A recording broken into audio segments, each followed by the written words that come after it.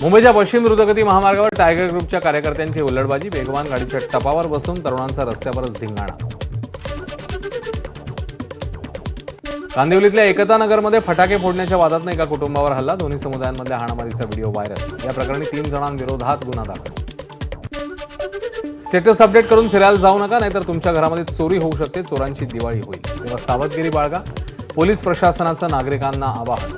सावधगिरी हाच सुरक्षिततेचा सर्वोत्तम मार्ग असल्याचाही पोलिसांचा सल्ला. दिवाळी पाडव्यानिमित्ताने विठ्ठल रुक्मिणी नखशिकांत सोन्याने म्हटले. विठुरायाला सोन्याचं धोतर तर रुक्मिणी मातेला सोन्याची साडी परिधान करण्यात आली. नाशिकच्या मनमाडमध्ये बालकलाकारांनी साकारले छत्रपती शिवरायांचे किल्ले. शिवनेरीची हुबेहूब प्रतिकृती साकारून बालकलाकारांनी साजरी केली दिवाळी. डोनाल्ड ट्रम्प यांचा फोन आल्याची पंतप्रधान मोदींकडून पुष्टी.